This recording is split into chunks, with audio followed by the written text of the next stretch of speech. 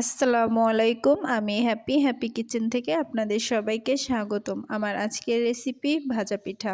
তো এর জন্য প্রথমেই আমি একটা পাত্রে একটু পানি গরম করে নিয়েছি। এবার 1.5 কাপের বেশি আর 2 কাপের কম গুড় দিয়ে দিয়েছি।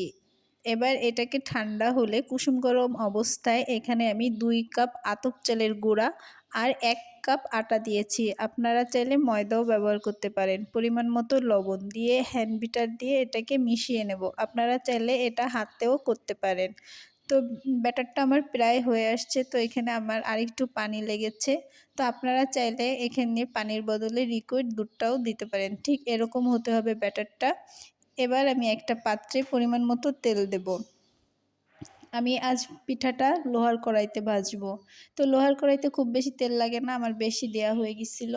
তো পিঠাটা ফুলতে শুরু করেছে, দেখুন কতটা ফুলেছে।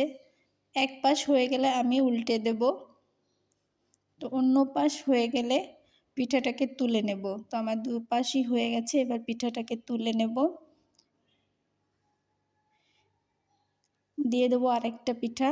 তো এই পিঠা বানানোর সময় যদি পিঠাগুলো ফোলে তখন কিন্তু অনেক ভালো লাগে, আর বানাতেও ভালো লাগে। আর যদি না ফোলে তখন আর বানাইতেই মনটা চায় না। তো উপকরণ যদি ঠিকঠাক থাকে, ব্যাটারটা যদি ঠিক হয়, তো মাশাআল্লাহ পিঠা ফুলবে। তো সেমভাবে আমি সবগুলা পিঠা করে নিয়েছি। এই পিঠাকে অনেকে আবার পোয়া পিঠা বলে, অনেকে পান পিঠা, আবার অনেকে তেলের পিঠাও বলে, কিন্তু আমাদের আসলে এটাকে ভাজা পিঠা বলা হয়।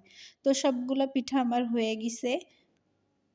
তো দেখুন আমার সব পিঠা হয়ে গেছে, দেখতে কতটা ইয়াম্মি লাগছে। আপনাদের একটা পিঠা ভেঙে দেখাচ্ছি। আর আজকের ভিডিও এ পর্যন্তই। ভালো লাগলে অবশ্যই একটা কমেন্ট করবেন আর একটা লাইক করবেন। আল্লাহ হাফেজ।